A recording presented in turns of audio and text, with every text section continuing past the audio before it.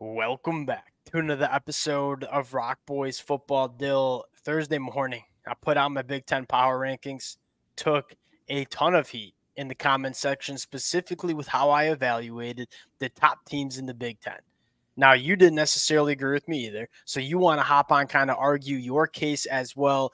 Let's dive into the conversation, and let's talk about the odds to win the Big Ten championship. Now, you look at Ohio State, I think there's a clear reason why Ohio State is the favorite to win the Big Ten. I think they have arguably the most talented roster in all of college football. They have a ton of returning production, certainly have looked the part on the field, even though they haven't necessarily played elite competition. But now the conversation is Oregon, Penn State, USC, Nebraska, or Michigan. What teams have the biggest ability to challenge Ohio State for a Big Ten championship? Now, my rankings kind of align with how FanDuel sees it. We're looking at FanDuel's odds to win the Big Ten championship. That being said, there are a lot of different ways that you can see this play out. Want to get into that conversation now before we do, and as always, and most importantly, would love to hear from you guys in the comment section. Again, I took a lot of heat, and rightfully so. That's what the power rankings are about. Whether you're an Oregon fan, a USC fan, Penn State fan, Michigan, Nebraska fan, Ohio State fan, would love to hear how you guys see the top of the Big Ten, and who do you think has the best ability to challenge Ohio State for a Big Ten championship? Dill, I'll give you the floor. Outside of Ohio State, who would be your pick to win the Big Ten championship?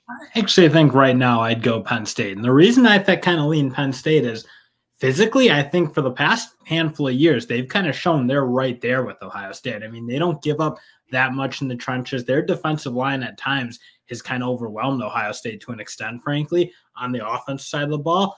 And they just haven't had any ability to be explosive or creative on the offensive side of the ball. I think you kind of look, and Penn State had a really nice game, obviously, against West Virginia, appeared to take a bit of a step back, frankly, against Bowling Green. But at least what you're seeing is they're pushing the ball down the field far more effectively, I think, and not only just doing it because they were obviously able to move the ball last year on bad teams. I think they're getting their playmakers open. I mean, Tyler Warren's having a lot more space to work as that tight end. Their wide receivers are making more big plays. If they can just do that, I mean, they put themselves very close to Ohio State because at the end of the day, the only thing that held them back was their inability to hit anything explosive in those games against Michigan. When you're trying to beat a team like Ohio State and you can manufacture explosive plays, like at some point Ohio State's going to get theirs. You can have the best defense in the country, like Ohio State's going to find it. And if you can't match it at some point during that football game, you're probably not going to win. And that's been the problem with Penn State. Now, you bring up the Bowling Green case, and a lot of people brought that up in the comment section because I had Penn State number 3 in the Big Ten. Dill, I went back and watched every single snap of that Bowling Green game. And what I'd say is I wouldn't say it's a fluke. I think Bowling Green came out and played some really good football, specifically in the first half. Penn State was going with a lot of man coverage. Bowling Green was able to dial up some man beaters. Now, on the offensive side of the football, it was choppy, which I think is understandable because you are really overhauling this Penn State offense. It is night and day from what it was in 2023. Although choppy, they're still explosive. And I think that's the big kind of takeaway that I had from that football game. You look at Penn State on the season, 7.5 yards per play. That's number 9 in the country. 11.6 yards per pass attempt, top 10 in the country. Penn State wasn't even the top 100 last year. So you look at Penn State and say it does seem like they've answered that one bugaboo question in terms of why they haven't gotten over the hump, and that is the explosive offense. I think it only gets better as the season continues. And honestly, the reason I kind of put them over Oregon is because, I mean, Oregon's got the ability, I think, to be explosive at times. They haven't really quite uncorked themselves yet. But my concern is their ability to run the ball against a really good Ohio State front. I mean, I look like they're not rolling over these teams that they're playing right now. And up front, that's my biggest concern because, frankly, when we're coming into the season, I think that was a big reason why we were really excited about what Oregon could be as we look at that offensive line. You got 2 NFL guys at the tackle spot. You have a bunch of experience on the inside as well. And they're just not playing that great. And I know that there's some injuries, and we'll see once they get their full unit back and healthy. And if they're really rocking, my opinion might change. But if they can't run the ball against Ohio State, I just don't see Dylan Gabriel quite being that guy who can cut up a really, really good defense with no supporting cast or no support from that run game.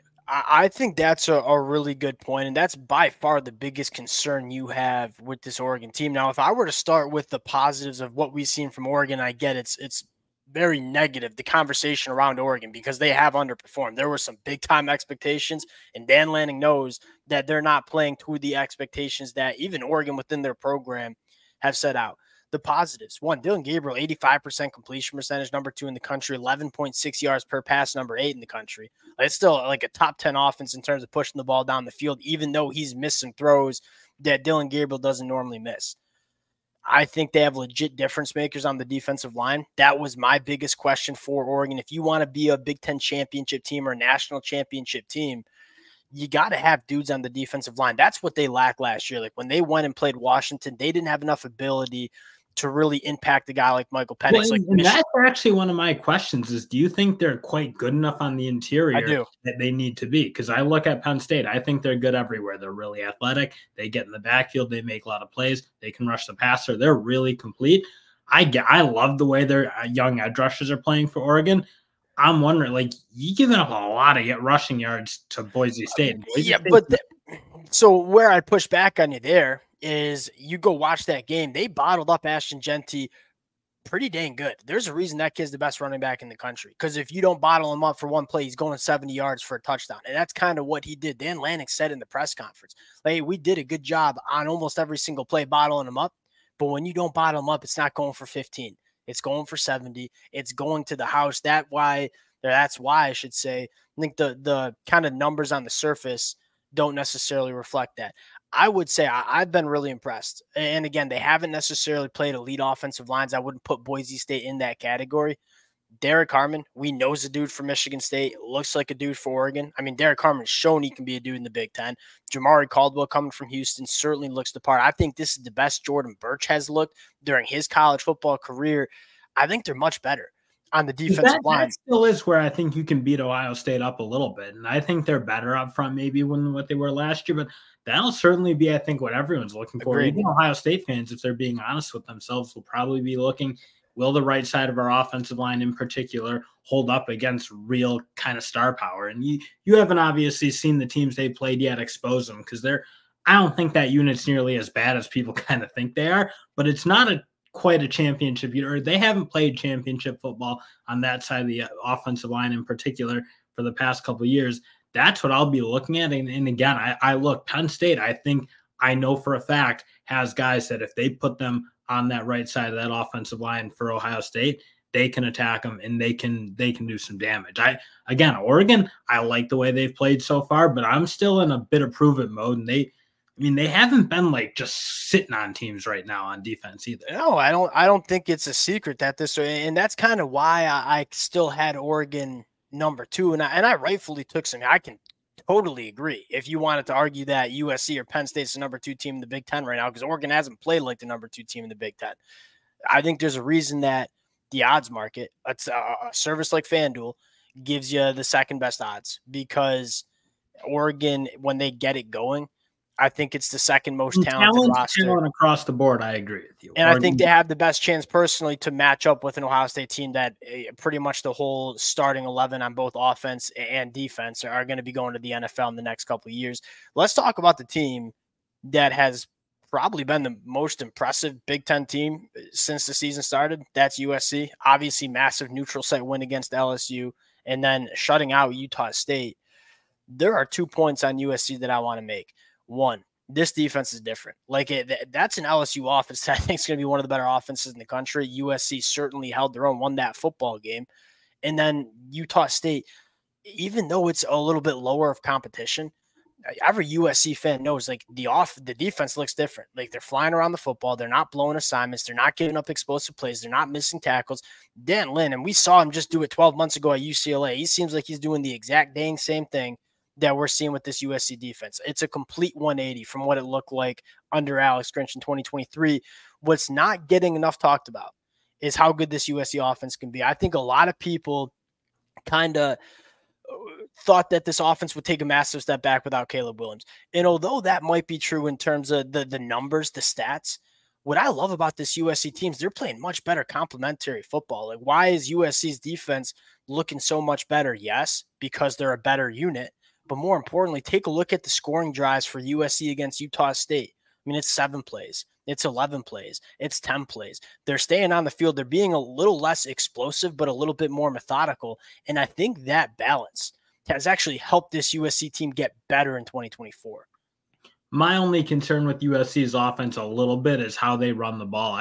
We haven't seen enough yet, but against that LSU team, I wasn't like wildly impressed with their ability to just put it down and mash on them. And that LSU team now we've seen for a couple against Nichols even, they don't have the personnel in that front seven, not even close that Ohio State has. That'll be something I'm looking. And I'm not saying, I actually kind of think that was one of the things I thought for USC I was really, really excited about. I kind of want to see them play Michigan. That'll kind of be my litmus test, is how physical is this offensive line? Because again, they ran the ball fine against LSU, but I really believe LSU is far inferior. That front seven on defense is really not that great. I watch them. Nichols ran the ball pretty effectively on them. To me, I'm still holding out. Like, again, if USC, I don't think, can run the ball particularly well, I don't think their offense clicks the way it probably needs to click to beat this Ohio State team. That's frankly what I'm looking for, is what will they be against Michigan? Because if they go and run the ball and physically match Michigan, they don't need to like run Michigan off the field physically, but they need to show that they're kind of in line with them. If they do that, then I might have USC as my number 2. So what I'll say with that LSU game is, one, we saw them run the football all over Utah State. And I get that's different from a team like Ohio State, Oregon, Penn State, or Michigan. Totally get that. I don't think they needed to run the football against LSU. Like, if you're going up against this LSU defense, who are you going after? You're going after the defensive backs. They had a true freshman in the defensive backfield. They're just throwing it up to Jacoby Lane or Kyron Hudson. Good things were happening. I don't think that was really in the game script. Even LSU, the way they were playing was very aggressive, getting guys out of the scrimmage. They were walking safeties into the box pretty much. They were given single high looks all day. And if Lincoln Riley, especially in the second half, you saw a noticeable switch, because I do think this USC team wants to be more balanced and they want to run the football more. You saw that against Utah State in the second half when they said, all right, if Blake Baker from LSU is just going to give us single high looks and try to bring pressure, we're just going to go lean on our wide receivers. I think one of the most underrated wide receiver rooms in the country. I mean, just because you haven't heard of these kids because they were true freshmen last year don't mean they're bad. I mean, Zachariah Branch is probably wide receiver 4 in this team right now. And that's not a knock at Zachariah Branch, but I'm saying Mekhi Lemon, Deuce Robinson, Jacoby Lane have been better wide receivers than Zachariah Branch, but he's the most noteworthy name. I think this, and how about the tight ends? I mean, they're playing a lot of 12 personnel, 2 tight end sets, running the football, getting them involved in the playmaking. I think this USC team, again, has been extremely impressive. They've been the second best team in the Big Ten in my mind on the football field. Now, again, I think Michigan's going to tell a lot, because I don't think they've seen. I mean, the one big thing was I thought LSU was just going to run it down their throat all game. And they didn't. No stopping them. USC, again, acquitted themselves really well. I think the physicality of their linebackers play with night and day difference. I think their defensive linemen are tough. They're willing to do the battle that they needed to do, and frankly, they didn't always do last year. So I love you see USC's making the progressions they had to make when we kind of had them sitting out there in the rankings. Was that the best offensive line that USC is going to play all season? Because I think it's the best offensive line, period, for LSU. And I think Texas, Georgia. I think there's 3 offensive lines to me that are like. And so for USC to show me they can match physicality with an LSU team makes me feel dang good about them going into the Big Ten. My probably bigger question mark is that when you do face defenses that are better, can you still be that explosive on offense? That's probably my biggest question mark. And again, this USC team has looked apart. It might have something to do with me picking USC to win the conference championship last year and make the college football playoffs, and they went 7-5. So maybe I'm just like a little nervous to jump on the USC bandwagon at this point. They've been extremely impressive. Dill, final answer, and we'll hop off here. If you had to take a team outside of Ohio State to win the Big Ten championship, who's it going to be? Still going Penn State. I'm gonna go Oregon. I think they have I think that Oregon team. Sorry, you want to cook on why you think Penn State, or you kind of said it. I think I look at Oregon and say, if that team, I think they have the highest ceiling out of all 3 of these teams. And I mean, I know we're leaving out Nebraska and Michigan. Nebraska, dangerous. Michigan, as Michigan fans, they got to show me something before I'm going to start talking about Big Ten championship. I think if Oregon comes together and puts it together, and they start rolling, I do think from a talent standpoint, they're the most talented team outside of Ohio State in the Big Ten. That's who I'm going with. It's going to be fun. It's going to be fun Big Ten play. I'm really fired up. Let it fly in the comment section. The boys don't agree. A lot of y'all aren't going to agree with the boys. That's the beauty of it. Appreciate you guys rocking with it. If y'all do enjoy the content, consider subscribing to the channel. Appreciate you guys, and we'll talk to y'all later.